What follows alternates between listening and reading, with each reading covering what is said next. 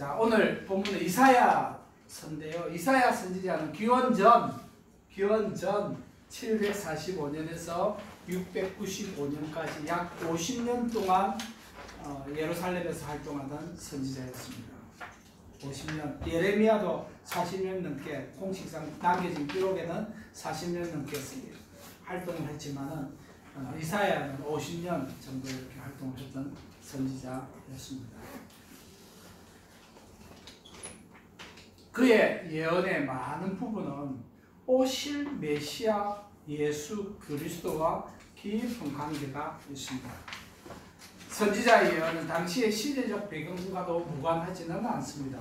이사야 시대의 가장 큰 역사적 사건은 바로 북이스라엘이 아수르에서 기원전 722년에 멸망했죠. 이사야는 기원전 745년부터 활동을 했으니까 북이스라엘이 멸망하기 23년 전부터 선지자 활동을 했던 사람이에요. 그러니까 선지자로 활동하던 중에 북이스라엘이 멸망당한 것을 직접 현장에 있지는 못했지만은 보게 되죠. 이사야의 사역을 시작하고 23년 만에 이런 큰 사건이 일어났기 때문에 아마 이사야에게도 굉장히 큰 충격이었을 것이고 남유다를 향했던 그의 메시지는 이러한 북이스라엘의 멸망과 함께 오는 그 충격이 남유다 사람들에 대해서 더 간절하게 더 적절하게 호소를 하지 않았나 하는 생각을 해봅니다. 자, 북이스라엘 멸망을 통해서 남유다의 멸망도 예언이 되고 있는데요. 그게 바로 오늘 읽은 본문의 바로 앞장 39장에 기록이 되어 있습니다. 그때 누구 때문이냐 하니까 히스기야. 한편으로는 굉장히 이제 영적 개혁을 일으키고 부흥을 일으키고 운동을 일으켰던 이 히스기야가 말년에 큰 실수를 했습니다. 그의 실수로 말미암아 바벨론에 의해서 멸망될 것이 39장에 예언이 되어 있습니다. 이사야 선지자는 동족이 역사 속에서의 멸망뿐만 아니라 멸망에서 어떻게 회복될 것인가에 대해서도 예언하고 있습니다. 이게 굉장히 예언자들의 독특한 거예요. 예언자가 그렇게 한 것이 아니라 하나님께서 그렇게 메시지를 주셨죠. 너희들이 행한 것 때문에 그것으로 말미암아 너희들이 자초한 멸망을 맞게 될 것이다. 너희들이 우상을 숭배하고 내 말을 듣지 않음으로 내 말을 거절함으로써 너희는 멸망을 받게 되고 어려움을 당하게 될 것은 필연적인 사실이다. 그러나 그 이후에 하나님께서 너희들이 역사적으로는 이렇게 멸망을 받겠지만 내가 너희를 버리지 않고 다시 회복할 것이라는 것이 메시지의 핵심이에요. 하나님의 메시지는 너희 벌 준다 것이 아니라 그 이후에 난 다시 너희를 이렇게 회복하겠다 하는 것이 메시지의 핵심입니다. 그리고 그의 예언은 오실 메시아 예수 그리스도에 대한 예언과 함께 결과적으로 다시 오실 메시아, 그러니까 재림하실 메시아에 대한 예언까지도 포함합니다. 그러니까 구원 역사의 전반에 대한 내용을 이사야 선지자는 하나님으로부터 받아서 이스라엘 백성들에게 선포했던 것입니다. 그러므로 그의 예언은 남북 왕조의 흥망성쇠에 따른 역사적인 예언일 뿐만 아니라 그 이후에 예수 그리스도의 오심과 죽으심과 부활 그리고 다시 오실 예수 그리스도에 이르기까지 구원 역사의 가장 중요하고 핵심적인 예언을 담당하고 있습니다. 우리는 이 장대하고 그리고 이 방대한 예언 중에서도 특별히 40장 앞부분 우리 1절에서 11절까지 읽었죠. 앞부분을 통해서 그의 예언의 요약적인 부분이 무엇인지를 한번 살펴보도록 하겠습니다. 이사야의 예언의 핵심은 오늘 설교의 제목에서 보여주는 것처럼 오직 여호와의 말씀만이 유일하게 영원한 가치를 가진다라는 것입니다. 이 세상에 어떤 것도 영원한 것은 없습니다. 오직 영원한 것은 하나님 한 분밖에 없다는 것을 말씀해 주고 있습니다. 지나간 역사에서 배울 수 있는 것처럼 이 땅에서 영원한 것은 아무것도 없습니다. 진시황이 영원히 살고 싶어서 불로초를 구했지만 그도 그렇게 오래 살지는 못했습니다. 베드로의 예언처럼 이 세상도 없어질 겁니다. 체질이 다 풀어져서 이 세상도 없어질 겁니다. 나중에 계시록을 보겠지만은 계시록에도 보면 새 하늘과 새 땅이라고 표현되고 있습니다. 지금 우리가 살고 있는 이 세상은 다 없어집니다. 새로워지는 거죠. 하나님께서 새로운 세상을 창조하실 것이라고 약속하고 있습니다. 우리가 깨닫는 것은 오로지 유일하게 영원한 것은 오직 하나님의 말씀뿐이라는 거예요. 그럼 우리는 이제로부터 이 영원한 하나님을 말씀을 어떻게 대해야 할지에 대해서 오늘 본문의 말씀을 통해서 도전을 받으시기를 바랍니다. 오늘 본문에 보면은 1절에 너희 하나님이 이르시되 너희는 위로하라 내 백성을 위로하라 라는 말씀으로 시작합니다. 이 말씀은 남유다의 회복에 대한 예언이에요. 왜냐하면 39장에는 남유다의 멸망에 대해서 예언하고 있거든요. 그러고 나서 분위기가 싹 바뀝니다. 우리는 40장 1절에 보면은 이제 하나님께서 남유다가 멸망을 받게 하고 난 다음에 또 뭐라고 말씀하시냐, 이제 위로하라는 거죠. 이제 충분히 죄값을 받았으니까 이제는 그 백성을 위로하라 이렇게 말씀하시는 거예요. 39장의 예언이 궁금하죠. 자, 5절, 6절, 7절에 보면 이렇게 기록이 되어 있습니다. 이사야가 히스기야에게 이르되 왕아 만군의 여호와의 말씀을 들으소서. 보라 날이 이르리니 네 집에 있는 모든 소유와 너의 조상들이 오늘까지 쌓아둔 것이 모두 바벨론으로 옮긴다 되고 남을 것이 없으리라 그랬습니다. 그리고 또 내게서 태어날 자손 중에서 몇이 사로잡혀 바벨론 왕궁의 환관이 되리라. 환관이 뭔지 아시죠? 잘 모르나? 자, 환관은 내시를 얘기합니다.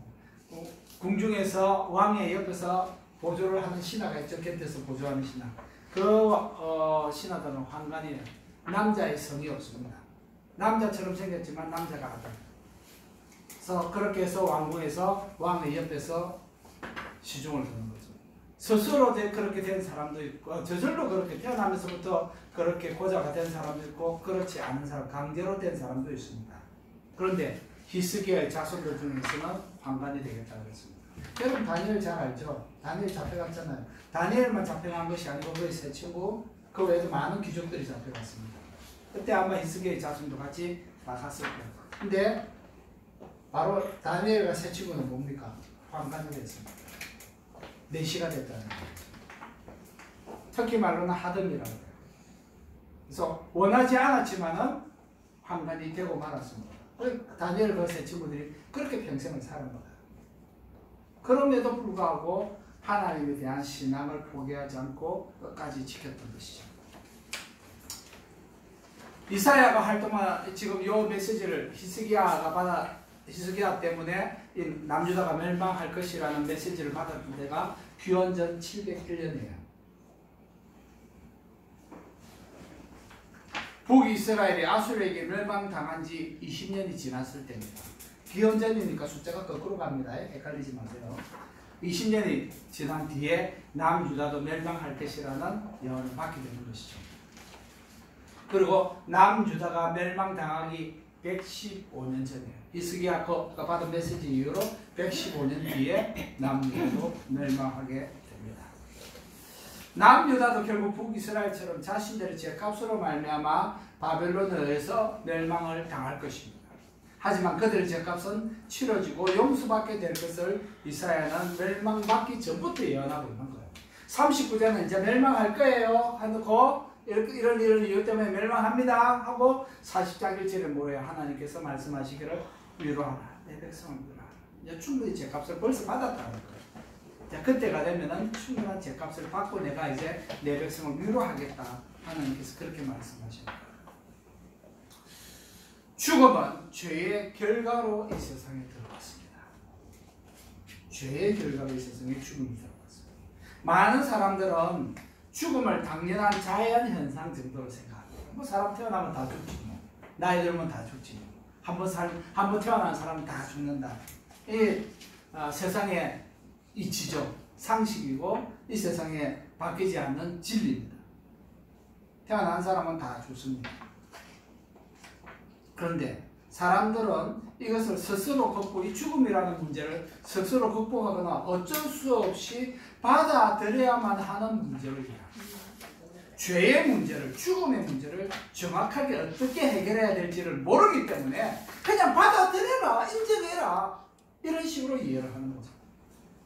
그래서 많은 사람들이 오래전부터 인생 무상에 대해서 얘기를 했습니다. 인생 뭐냐? 무상. 인생이라는 것은 아무 그 살이 없다는 거야. 살아봐도 뭐 특별한 거 없다는 거죠.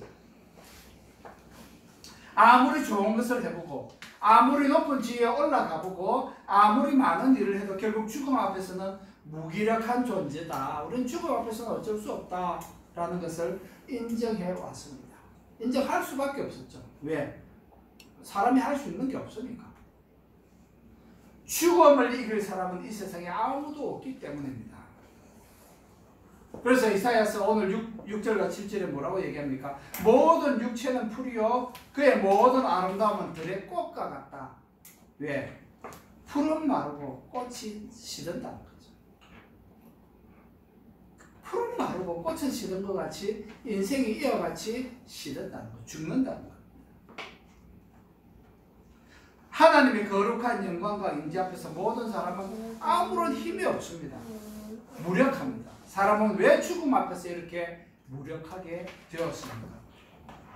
이 사실을 안다면 이 죽음의 문제를 어떻게 해결해야 될지도 해결할 지혜를 찾을 수 있을 겁니다. 근데 사람들은 몰라요.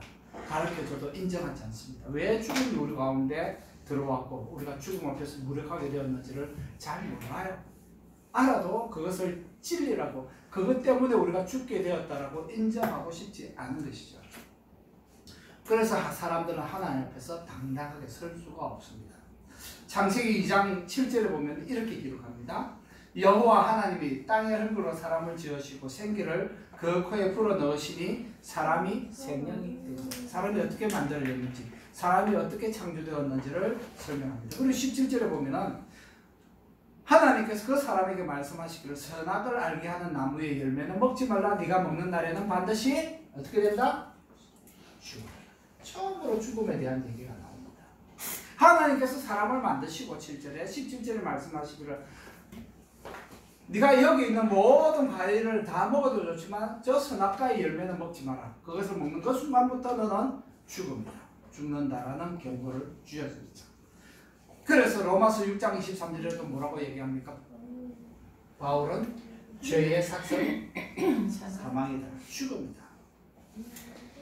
죄의 값이 죽음이라고. 죄라는 건 뭘 얘기하냐니까 하나님의 말씀에 순종하지 않는 것, 하나님의 말씀에 불순종한 그것이 죄고 그 죄의 결과는 뭐냐? 죽음이다. 그래서 최초의 사람이 죄를 지었기 때문에 우리 모두가 다 죽게 되었다는 거죠.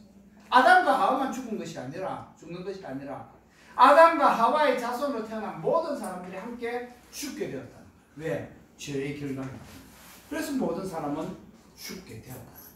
죽음 앞에서 무력해졌다. 왜? 이것은 뭐냐? 사람이 죽는다는 것은 뭐냐 하니까 사람은 다 죄인이다라는 것을 원하든지 원하지 않든지 간에 인정할 수밖에 없다는 것이죠. 왜? 성경은 죄의 결과가 죽음이라고 하기 때문에 모든 죽는 사람은 다 죄인이다.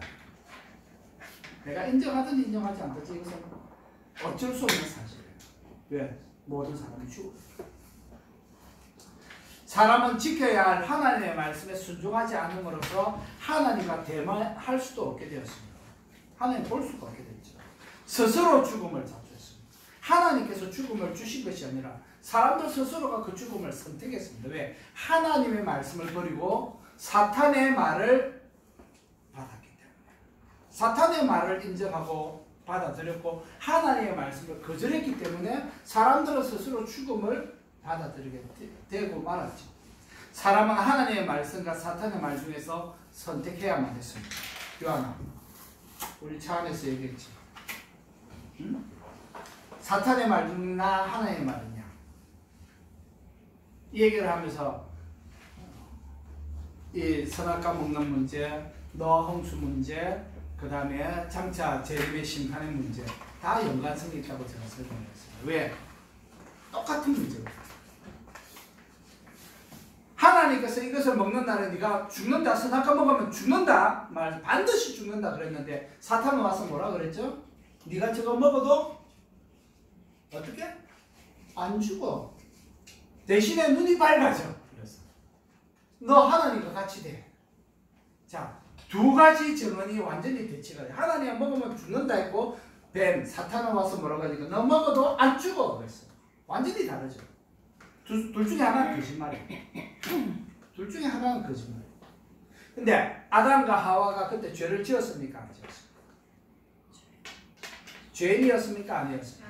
그때는 죄를 몰랐어. 아직까지 죄가 들어오지 않았습니다. 죄가 없는 사람이었는데 유혹은 받았어요.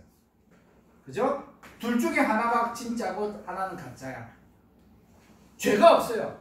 그런데 이것도 분별을 못하는 거야. 죄가 없음에도 불구하고 어느 것이 진짜고 어느 것이 가짜인지 분별을 넘겨야 되는 거야. 어떻게 해야 됩니까? 누구를 신뢰하느냐에 달린 문제예요.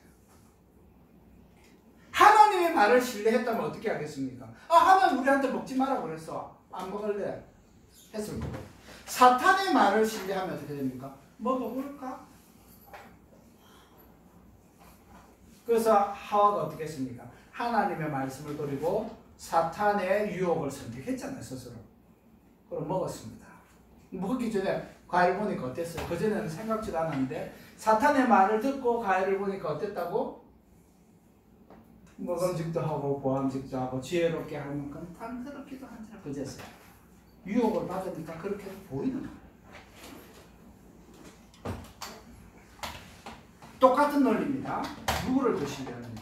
노아 홍수 시대 때 사람들은 홍수는커녕 비도 구경 못했습니다. 그 당시에 비가 없었어요. 그냥 아지랭이만 올라와가지고 온 지면을 적셨다라고 얘기합니다. 그때 세상은 기후가 달랐습니다. 이 자연 환경이 달랐어요. 다 설명하기 기니까 달랐는데 사람들은 비라는 걸 몰랐어요. 그러니까 홍수가 어디 있어요? 몰랐지.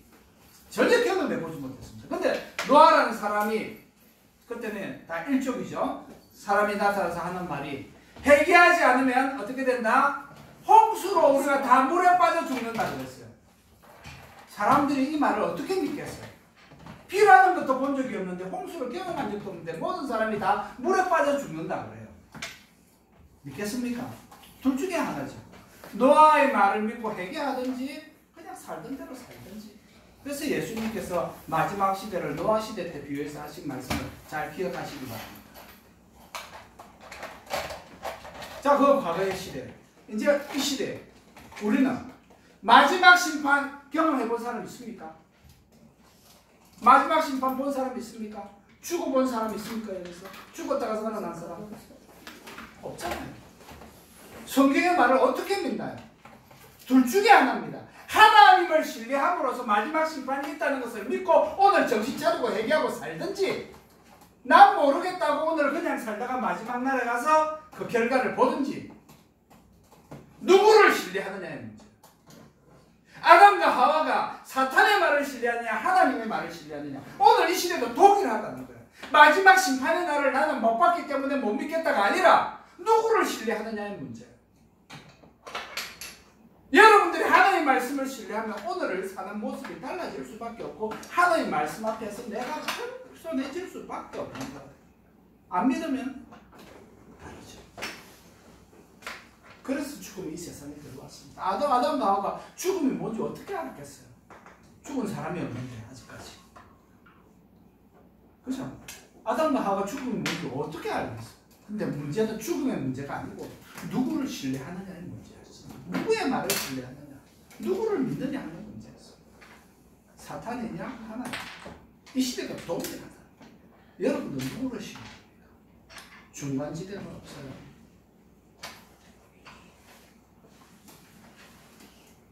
이 죽음 때문에 아담과 하와뿐만 아니라 그의 모든 자손들, 저도 우리 모두에게까지 그 영향이 끼쳐져서 우리도 죽을 수밖에 없게 된 것이죠. 이것이 죽음의 역사입니다. 그냥 사람이니까 죽는 게 아니고 이런 역사가 있었기 때문에 우리가 죽는 거예요.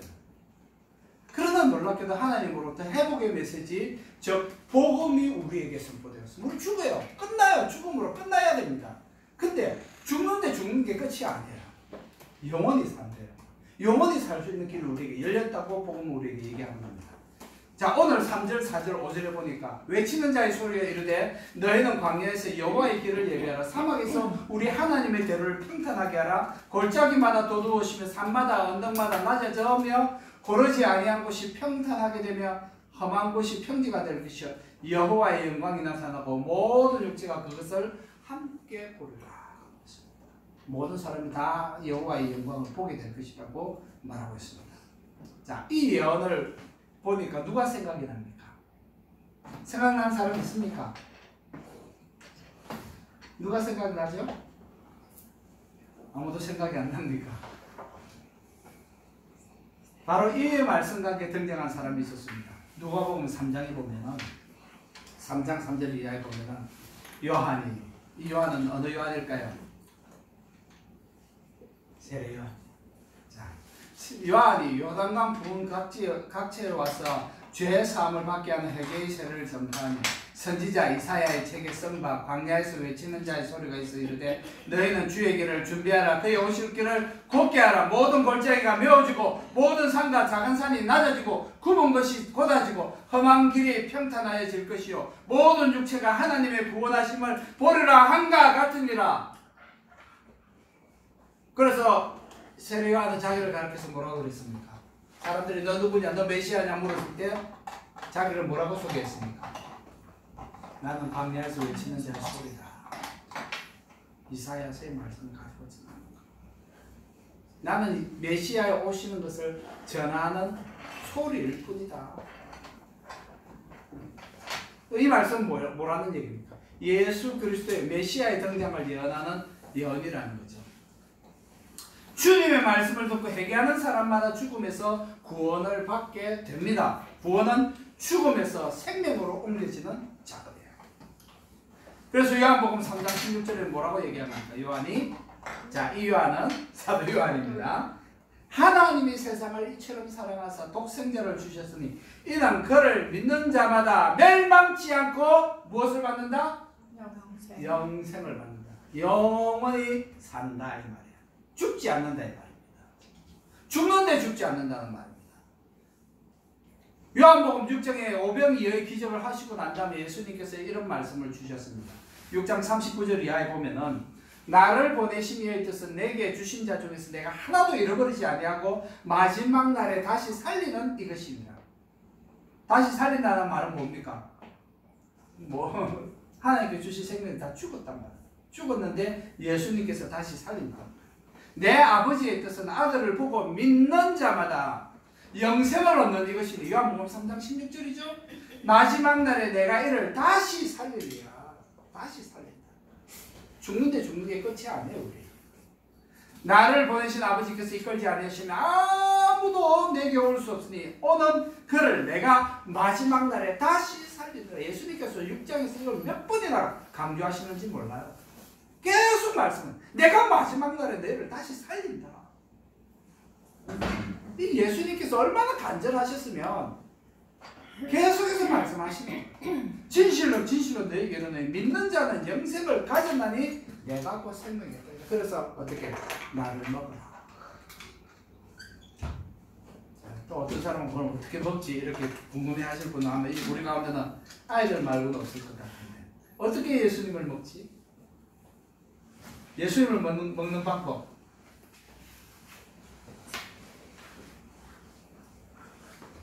하비면 알 것 같은데. 성경책? 성경책. 하나님 말씀을 먹어야죠. 하나님 말씀을 먹으면 사는 하나님 예수님께서 말씀 예수 그리스도를 믿기만 하면은 영접하면은 예수님을 먹으면은 영원히 사는 거예요. 어렵습니까?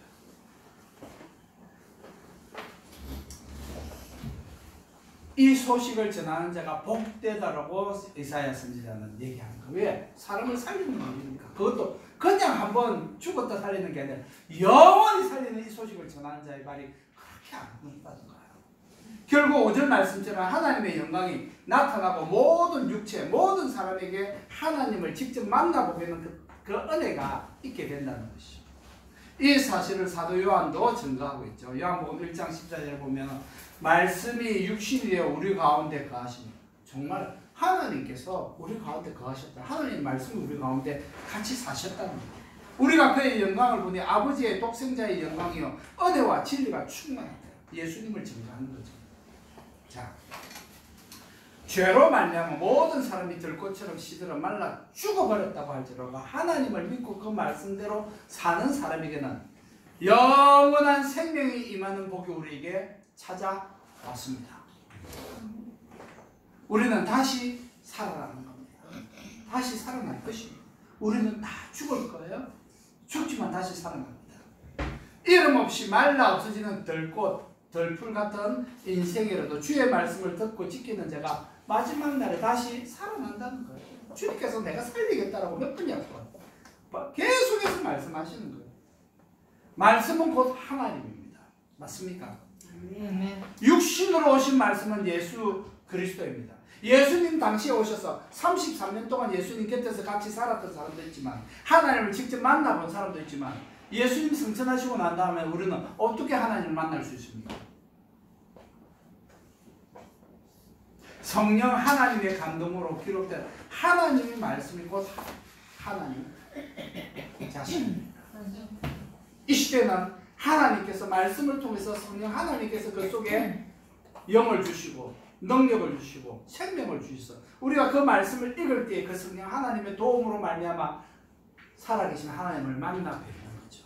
그 하나님의 음성을 우리가 지금도 들을 수 있게 된 것입니다. 여러분들이 읽고 듣고 그리고 묵상하는 이 성경의 말씀이 곧 하나님, 하나님의 말씀이 곧 하나님. 그러니까 하나님 보여주면 믿겠다 하는 사람들은 성경을 읽어요. 그것은 말씀이 곧 하나님이라는 사실이에요. 요한복음 1장에서도 계속해서 이것을 말하고 있지 않습니까? 우리는 거룩하신 하나님을 육체로 볼 기회는 없습니다. 예수는 이전에 이스라엘 땅에 사셨던 그 예수님을 우리가 지금 여기서 만날 수는 없습니다. 하지만 우리는 성경을 통하여 말씀으로 오신 하나님, 하나님의 말씀, 곧 하나님을 날마다, 시마다, 때마다 만날 수 있는 길이 우리에게 활짝 열렸습니다. 누구든지 언제라도 사모하는 사람은, 그것을 원하는 사람은 누구라도 하나님을 직접 만날 수 있는 거예요. 그 하나님의 말씀, 성경에 기록된 말씀이 곧 하나님이시기 때문에 그렇습니다. 이제 다음의 내용을 생각하면서 말씀을 드리겠습니다. 자, 만약 내가 예수님 당시의 사람이었다면, 유대인이었든지 혹은 고넬료와 같은 외국인이었든지 간에 나는 예수님의 뒤를 따르던 그 무리 속에 있었을까요? 정민이 왜 없니? 응? 정민이 너가 예수님 당시에 살았다면 너는 예수님의 뒤를 따르는 그 무리 속에 있었을까? 모르겠어요. 모르는구나. 나도 모릅니다. 자, 생각해보는 거예요. 가정해보는 거예요. 나는 과연 예수님 뒤를 따르는 그 무리들 가운데 한 명이었을까? 아니면 또 다른 무리가 있었죠. 예수님을 십자가에 못 박으라고 까고성을 질렀던 또 그룹이 있었습니다. 그렇죠? 예수님께서 행하시는 그 기적을 보고서도 믿지 않았던 사람들이 있었습니다. 시기하는 사람들이 있었습니다. 나는 그 사람들 가운데 혹시 있었을까요? 그것도 아니라면 나는 예수님이 누구신지에 대해서 아무 관심이 없었던 사람들 중에 한 사람이었을까요? 혹시라도. 그죠? 세 부류가 있죠. 적극적으로 예수님을 따르는 사람, 적극적으로 예수님을 비난하고 따르지 않는 사람, 세 번째 부류는 뭡니까? 아무 관심이 없는 사람. 그러든지 말든지. 나는 내 할 일을 하겠다. 자, 누가복음 14장에 보면은 그런 사람들이 어떤 사람인지 잘 설명해 주고 있습니다. 예수님께서 비유로 말씀하셨습니다. 함께 먹는 사람 중에 하나가 이 말을 듣고 이르되 무릇 하나님의 나라에서 떡을 먹는 자는 복되도다 하니 이르시되 어떤 사람이 큰 잔치를 베풀고 많은 사람을 청하였더니 잔치할 시각에 그 청하였던 자들에게 종을 보내어 이르되 오소서 모든 것이 준비되었나이다 하며 다 일치하게 사양하여 한 사람은 이르되 나는 밭을 샀으니 아무래도 나가 보아야 하겠으니 청컨대 나를 양해하도록 하라. 참 전잔초 내가 못 가니까 양해해 주시라고. 밭을 샀는데 내가 그 밭을 갈아야 되지 않겠냐고 그렇게 얘기합니다. 이유가 있습니다. 또 한 사람은 이르되 나는 소 5개를 샀으며 시험하러 가니 청컨대 나를 양해해 주시기 바랍니다. 네, 지금 200마력짜리 자동차 신나게 달리는 차를 하나 샀는데 한번 시운전 한번 해봐야 안 되겠습니까? 내가 시운전 해야 되니까 좀 나를 양해해 주십시오. 내가 일이 바쁩니다. 할 일이 많은 사람. 또 세 번째 사람이 있어요. 또 한 사람이 이러대. 나는 장가를 했으니 그러므로 가지 못하겠노라. 결혼했는데 얼마나 중요한 일입니까? 나 잔치에 못 가겠다.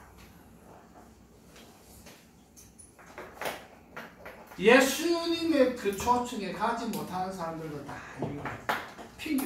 핑계 없는 무덤이 없다고. 다 이유가 있습니다. 다 이유가 있어요. 나는 너무 내 일이 바빠가지고 말씀으로 오신 하나님과 만날 기회를 스스로 거부하고 있지는 않습니다. 하와는 하나님의 말씀을 누구 때문에가 아니라 스스로 결정해서 거절했습니다. 하나님 말씀보다도 사탄의 말을 더 신뢰했습니다. 사탄의 말을 받아들였고 하나님 말씀을 거절했습니다. 아담 마찬가지죠. 왜 아담이 항상 이 원죄를 얘기할 때, 죄를 얘기할 때 아담을 왜 먼저 얘기하는지 아십니까? 하와가 먼저 죄를 지었음에도 불구하고. 왜 그런지 아세요? 성경을 자세히 보시면 아담이 바로 옆에 있었습니다. 그래서 하와가 먹고 아담이 그 옆에 있는 아담을 지었던 거예요. 아담이 옆에서 다 보고 왔던 거죠. 가만히 한번 생각해 보세요. 상당히 배신감을 느낄 수 있는데 뭐냐니까 저거 먹으면 죽는데 하나님 먹지 말라 했는데 누가 말려야 돼요? 말릴 사람 아무도 없습니다. 옆에 있는 사람 단 한 사람밖에 없습니다. 아담이 어떻게 해야 돼요? 옆에서 먹으면 안 돼 말려야 되는데 죽나 안 죽나 안 봤으니까 모르겠지만 옆에서 아담이 다 지켜봤어요. 하와가 먹고 안 죽었죠? 독사과를 먹었는데 안 죽었어요. 줍니다. 아담에게. 아담이 거짓을 받아. 그러니까 실제로 누가 먼저 죄를 지었나요? 아담이 먼저 죄를 지었는 건 맞습니다. 물론 아담이 대표니까 대표적으로 같이 죄를 지었으니까 대표 가장이니까 그 죄를 다 뒤집어 쓰는 건 어쩔 수 없는데 실상은 가만 순서를 봐도 사실은 아담이 먼저 죄를 지었거든요. 그 말씀을 받은 건 누굽니까? 먹지 말라는 말씀을 직접 받은 사람은 아담이었죠. 하와는 전달받았어요. 그러나 전달받았든 직접 받았든 똑같은 하나님의 말씀이에요. 권위는 똑같죠. 어쨌거나 아담은 그 옆에 현장에서 있으면서도 안 말리고 결과를 지켜보고 그 다음에 하와가 지은 죄에 자기도 동참하는 거죠. 그러나 실상은 아담도 이미 하와가 먹는 것을 지켜보았다는 사실은 이미 자기도 그때 하나님의 말씀보다도 사탄의 말을 더 무게에 두었다는 얘기죠. 이게 현실이에요. 우리는 뭐가 다른가? 나는 뭐가 다른가? 우리가 아니라 나는 뭐가 다른가? 나는 하나님의 말씀이 기록되어 있다는 것을 분명히 알면서도 하나님의 말씀이 우리에게 무엇을 요구하는지 분명히 알면서도 어떻게 얘기합니까? 회사가 오라 하니까, 회사가 원하니까, 세상 살려면 이런 것 정도 해줘야지. 항상 하나님의 말씀을 양보합니다. 세상이 요구하는 것을 먼저 수용하고 하나님의 말씀을 양보합니다. 누가 결정했습니까? 내가 결정한 거죠. 세상이 그것을 요구할지라도 나는 하나님의 말씀대로 살아야 되는 사람이기 때문에 나는 그것을 거절할 수밖에 없습니다. 양해해 주십시오. 세상을 향하여 양해해 달라고 해야 되는데 초청받은 사람은 누구에게 양해해 달랍니까? 하나님 죄송하지만 양해해 주십시오. 내가 바쁩니다.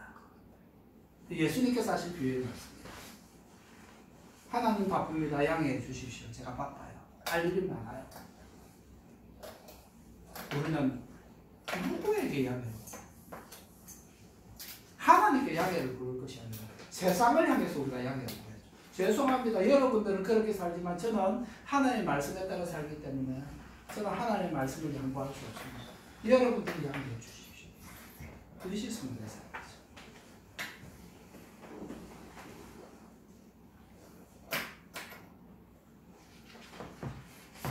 하나님 문자로서 영으로서 우리 주변에 항상 함께 하시고 우리와 함께 대화하기를 원하세요. 문제는 내가 거절하는 거예요. 내가 귀 막고 안 듣습니다. 우리는 뭐 지금 그냥 녹음기 틀어놔도 되잖아요. 앱도 많잖아요. 그냥 눌러놓으면 하나님의 말씀이 막 사방에서 들을 수 있습니다. 근데 안 들어요. 거절합니다.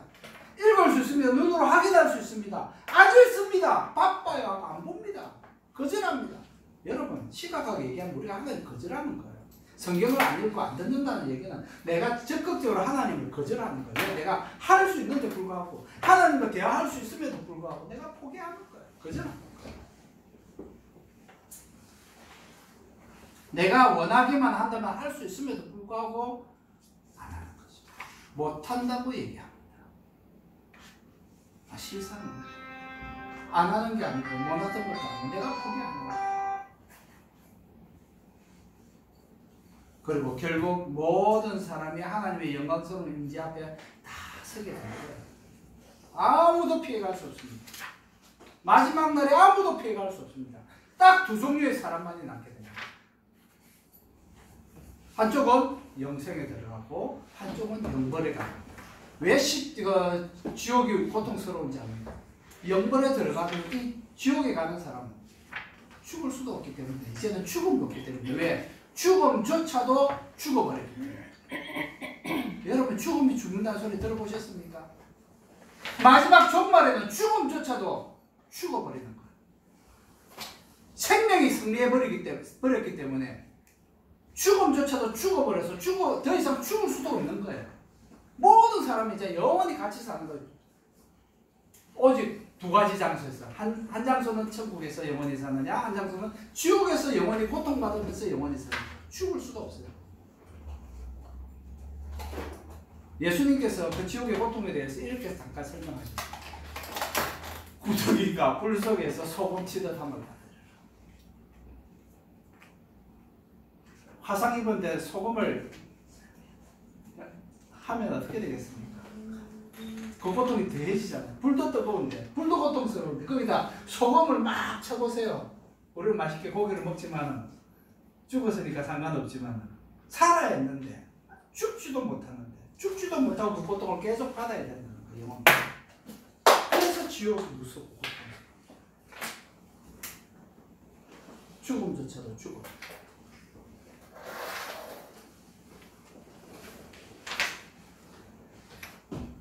오늘 우리가 이 세상에서 겪는 모든 문제에도 불구하고 얼마나 스트레스 많습니까? 이제까지 경험해보지 못한 세상으로 들어가는 것을 우리가 다 경험하고 있지 않습니까? 그 문제가 다양하게 있잖아요. 이제는 제가 들어보지도 못했던 희한한 문제들이 막 생기기 시작합니다. 많은 스트레스가 있습니다. 세계적으로 다 경제가 어렵습니다. 다 힘들어합니다. 그럼에도 불구하고 이보다 더한 것들이 나오고 이보다 더 새로운 고통들이 우리 앞에 등장한다고 할지라도 우리에게 기쁨이 있는 것은 그럼에도 불구하고 우리가 기뻐할 수밖에 없는 것은 예수님께서 다시 오는 그날을 우리가 사모하기 때문에 예수님 다시 오시면 바뀝니다. 그리고 바뀌면 이제 두 번 다시 바뀌어질 필요가 없는 영원한 세상으로 이어지기 때문에 지금의 이 고통, 지금의 이 불편함, 지금의 이 억울함 이제 다 끝나기 때문에 그래서 우리는 그날을 사모하는 겁니다. 만약 그것이 아니라면 우리는 들의 풀과 같이 말라 비틀어지는 것 외에는 아무런 소망이 없을 거예요. 죽으면 소멸하고 없어지는 존재라고 스스로 착각하며 스스로 위로받아야 할 수밖에 없는 겁니다. 죽으면 끝이다. 그래서 자살하잖아요. 그렇게 믿는 사람들에게는 그렇게 이루어질 겁니다. 부디 이러한 헛된 생각으로부터 자유롭게 되어서 하나님의 은혜를 누릴 수 있게 되기를 바랍니다. 성경은 그 마지막 놀라운 광경을 우리에게 미리 이렇게 보여주고 있습니다. 잠깐 읽어드리겠습니다. 요한계시록 21장 1절 이하입니다. 또 내가 새 하늘과 새 땅을 보니 처음 하늘과 처음 땅이 없어졌고 바다도 다시 있지 않고 이 세상이 다 없어졌다. 새로운 세상이 왔다. 또 내가 보면 거룩한 성 새 예루살렘입니다. 예루살렘을 새롭게 한 게 아닙니다. 완전히 새로운 세상입니다. 새로운 나라입니다. 새로운 곳입니다. 그래서 새 예루살렘이 하나님께로부터 하늘에서 내려오는 그 준비한 것이 신부가 남편을 위하여 단장한 것 같더라. 내가 들으니 보좌에서 큰 음성이 나서 이르되 보라 하나님의 장막이 사람들과 함께 있으니 하나님이 그들과 함께 계시느니 그들은 하나님의 백성이 되고 하나님은 친히 그들과 함께 계셔서 이것보다 더 큰 상관이 없는 거예요. 이것보다 더 큰 소망이 없는 거예요. 하나님께서 우리와 함께 하시고 하나님께서 우리를 당신의 자녀라고 부르시고 우리는 그를 하나님 나의 아버지라고 부를 수 있게 돼요. 한 가족으로서 아까 찬양했던 것처럼 온 가족이 함께 모이는 그런 영광스러운 장소가 된다는 것이죠. 모든 눈물을 그 눈에서 닦아주시니 다시는 사망이 없고 사망도 죽었다 했죠. 애통하는 것이나 곡하는 것이나 아픈 것이 다시 있지 아니하려니 처음 것들이 그리고 두 번 다시 찾아오지 않을 것이고 거의 영원한 세상은 영원토록 지속되는 세상입니다. 그날을 바라보며 오늘을 사는 것. 여러분 그날을 소망하며 오늘의 고통들, 힘든 거, 스트레스, 불편한 거, 억울한 거 견디셔야 돼요. 그것이 예수 그리스도 때문에 받는, 복음 때문에 받는 고난이라면 더더욱. 그래서 우리는 오늘 견뎌야 돼요. 견디게 해야 하는데 서로 견뎌야 합니다. 바로 이 현장에 저와 여러분이 함께 감격의 찬송을 부르는 그 자리에 있기를 바랍니다. 고통 가운데 아우성치는 그 자리가 아니라 감격의 영광스러운 그 장소에서 우리가 함께 찬양할 수 있는 그 자리에 우리는 함께 있어야 되지 않겠습니까? 그렇게 되기를 진심으로 바랍니다. 영원한 하나님의 말씀을 오늘도 읽고 묵상함으로써 지금부터 그 감격에 함께 참여할 수 있기를 바랍니다. 그날의 소망을 바라볼 수 있는 것은 기록된 성경 말씀 외에는 없습니다. 그래서 부디 여러분들이 어렵고 힘들고 불편할 때뿐만 아니라 지금부터 그 말씀 때문에 기쁘나 즐거우나 괴로우나 힘들다 그것 때문에 내가 오늘을 사는 것이 아니라 즐거운 것 때문에 사는 것이 아니라 내가 생각했던 과제를 이루었기 때문에 오늘을 사는 것이 아니라 내가 상을 받았기 때문에 그 즐거움으로 사는 것이 아니라 마지막 날에 있을 그 소망 때문에 오늘을 살 수 있어야 합니다. 그것이 우리의 소망이 되어야 하는 것입니다. 이 소망으로 오늘을 사는 여러분들이 되시기를 간절히 바랍니다. 기도하겠습니다. 사랑하는 주님 은혜를 감사합니다. 우리에게 이 강렬한 소망을 주신 것을 인해서 감사합니다. 이 영원한 소망, 변하지 않는 소망, 이 세상에 지금까지 그 누구도 맛보지 못한 이 놀라운 현장에 우리를 초청해 주신 주님을 찬양합니다.